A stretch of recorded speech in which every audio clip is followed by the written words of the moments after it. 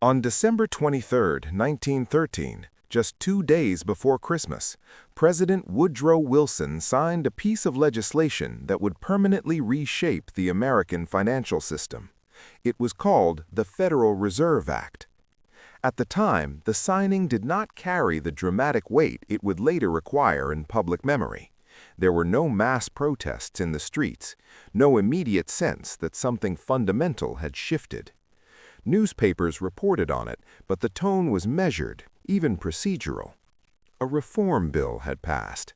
A new system would be created. The United States would finally have a central banking structure.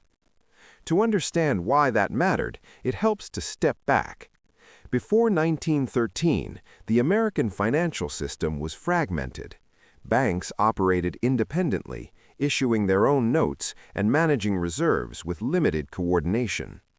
Periodic financial crises, known as panics, were a recurring feature of economic life. One of the most severe was the Panic of 1907. Banks failed, markets collapsed, confidence evaporated. At the center of the response was a private financier, J.P. Morgan. Without a central authority to stabilize the system, Morgan coordinated emergency lending among major banks, effectively acting as a one-man central bank. The episode exposed a structural weakness. The nation's financial stability depended, at least in part, on private individuals. For many policymakers, that was unacceptable. In response, Congress established the National Monetary Commission to study banking systems around the world and propose reforms. Over several years, the commission examined European central banks, particularly those in England and Germany. Their goal was not radical, it was stabilization, a system that could expand or contract the money supply as needed, a mechanism to act as a lender of last resort, a way to prevent future panics. The result was the Federal Reserve Act. On paper, the structure it created was careful, even cautious. A central governing board in Washington, 12 regional Federal Reserve banks distributed across the country, a blend of public oversight and private participation. The system was designed to avoid concentration of power, decentralized but coordinated, independent but accountable. The Federal Reserve System would not replace private banks, it would support them. It would provide liquidity during crises. It would regulate certain aspects of the banking system. And, crucially, it would influence the nation's money supply. At the time, this was framed as modernization. Other industrial nations already had central banks. The United States was catching up. The language used in congressional debates reflects this: stability, elastic currency, financial efficiency. There was little suggestion of loss, little sense that something was being taken away. The simplest explanation is often correct. A growing economy required a more sophisticated financial system. But even in 1913, not everyone was entirely comfortable with the change. Some critics raised concerns about the balance between public and private control. The regional Federal Reserve banks would be owned by member commercial banks, while the central board would be appointed by the government. It was a hybrid, neither fully public nor fully private. To its supporters, this was a strength. To its critics, it was a question mark. Who exactly would control the system? The answer, at least officially, was shared governance. The Board of Governors would set policy. Regional banks would implement it. Member banks would participate. A system of checks and balances. Still, the structure was complex, and complexity can obscure as much as it reveals. Another detail often noted by historians is the timing of the bill's passage. It moved through Congress in December, when many legislators had already left Washington for the holidays. The final vote occurred with a reduced number of representatives present. This was not unusual for the era. Congressional attendance fluctuated. End-of-session legislation often moved quickly. But the detail remains in the record, not as evidence of anything improper, just as context, a reminder of how quietly significant changes can occur. Once signed into law, the Federal Reserve Act did not immediately transform daily life. There was no overnight shift in how Americans handled money. Banks continued operating. Currency remained familiar. The system took time to develop. The Federal Reserve Banks opened in 1914. Policies evolved gradually. Public awareness remained limited. For most Americans, the change was abstract, distant, administrative. And yet, something fundamental had shifted. Before 1913, the creation and distribution of money were more directly tied to individual banks and the gold reserves they held. After 1913, a central system gained the authority to influence those processes on a national scale. Interest rates, reserve requirements, currency supply, all could now be adjusted through coordinated policy. This did not mean individuals lost control of their personal finances, but it did mean that the broader system governing money had changed, from decentralized to managed, from reactive to proactive, from local to national. Whether that change represented progress or loss depends on perspective. At the time, it was largely seen as progress, a safeguard against instability, a solution to recurring crises.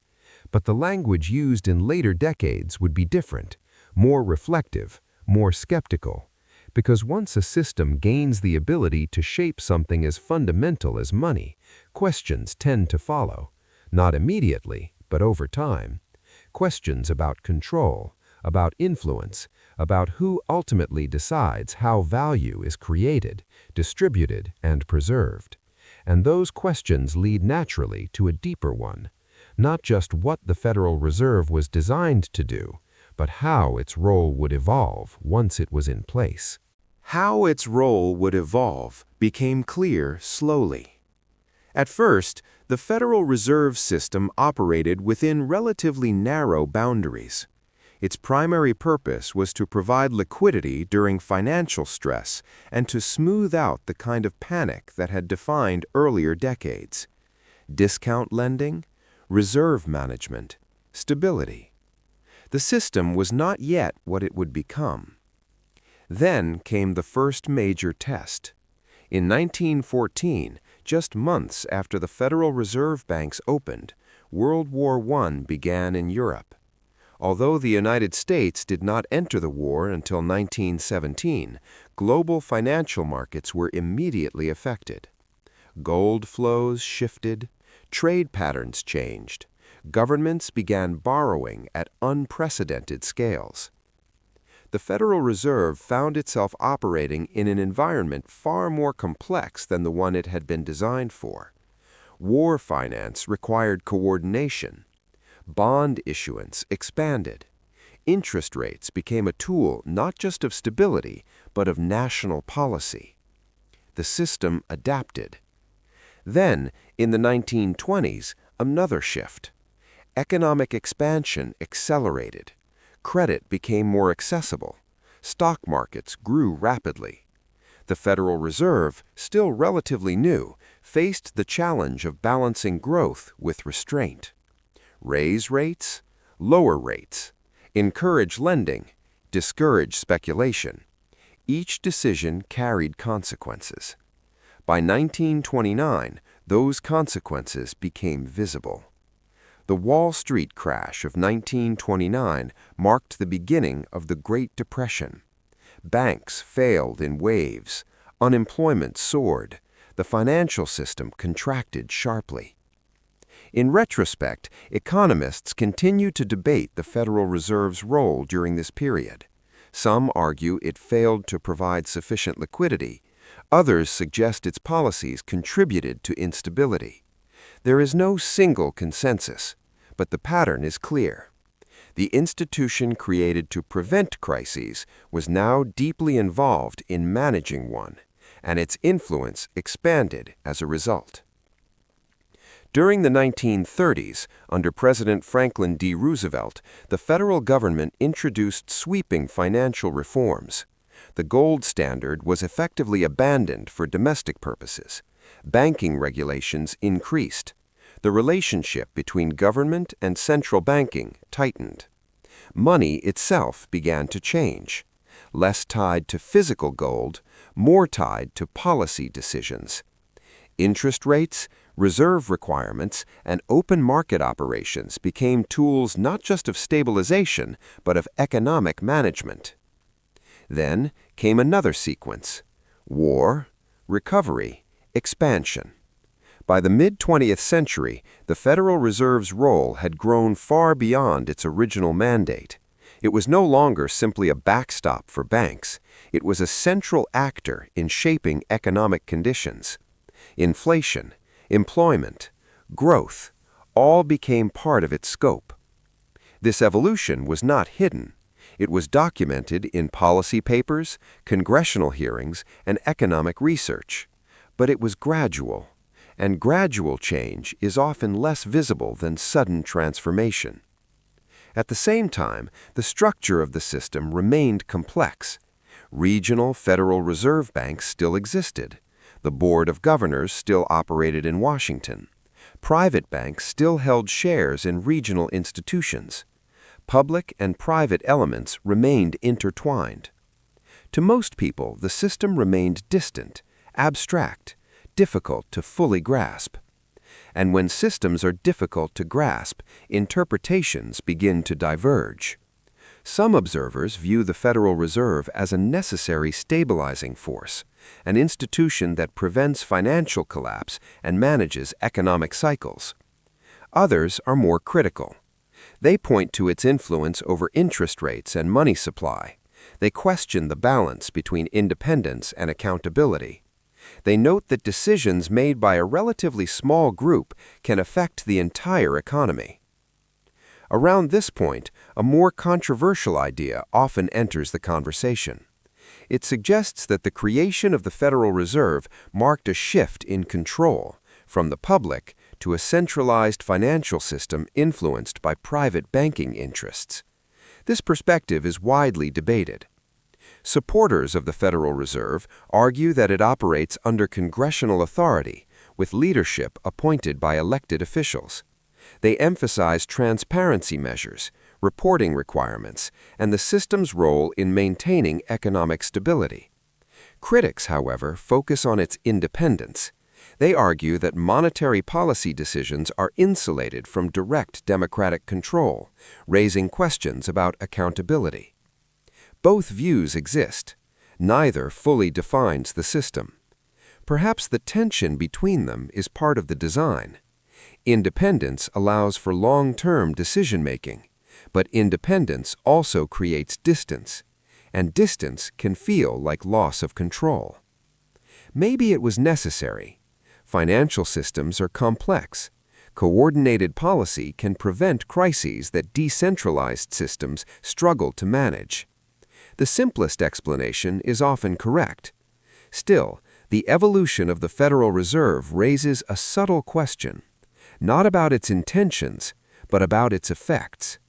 When the mechanisms that shape money become more centralized, more technical, and more removed from everyday experience, what happens to the public's sense of ownership over that system? Control is a difficult thing to define. It is not always about direct authority, not always about who signs a document or casts a vote. Sometimes it is about proximity, how close a system feels to the people it affects. Before 1913, the American financial system was unstable. That is well established.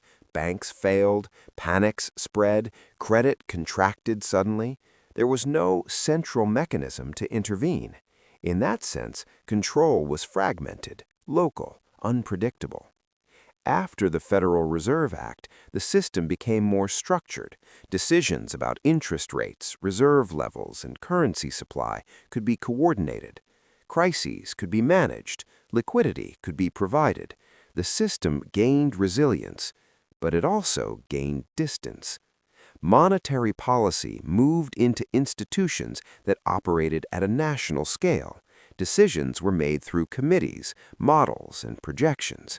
Necessary tools for a modern economy, but not easily visible.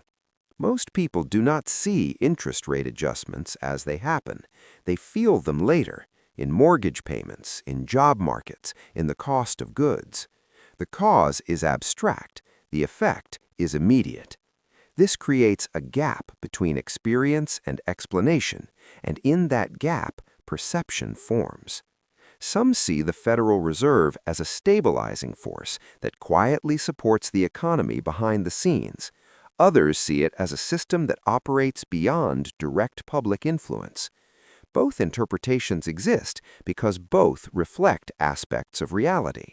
The institution is designed to be independent. That independence is meant to shield it from short-term political pressures. But independence also means that decisions are not made through direct public vote.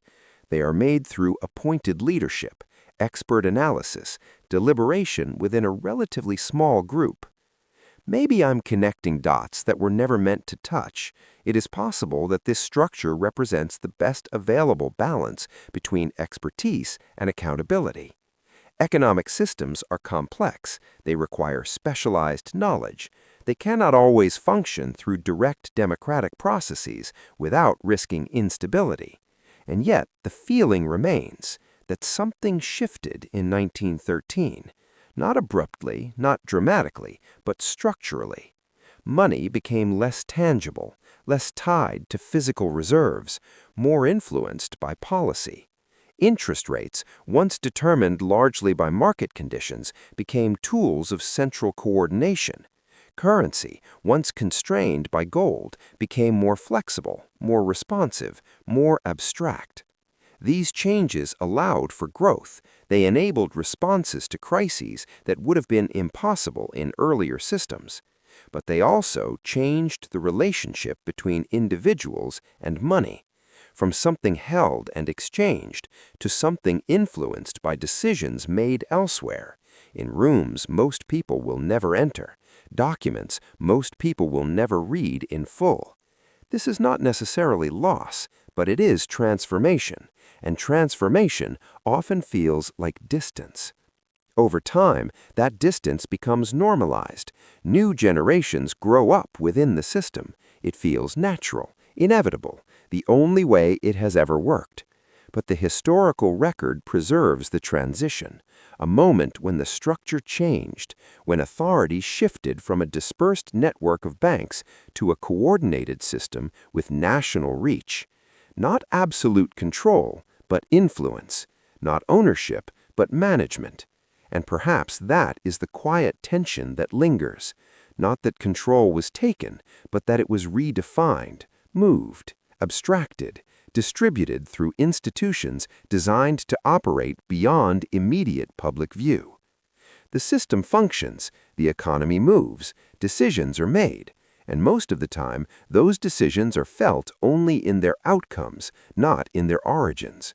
Somewhere between legislation and lived experience, the connection becomes less direct, more difficult to trace, still present, but harder to see. And the shift that began in 1913 remains embedded in that distance, recorded in law, implemented in policy, and carried forward in a system where control is no longer something easily located, but something that exists across layers, institutions, and decisions that rarely announce themselves as they happen.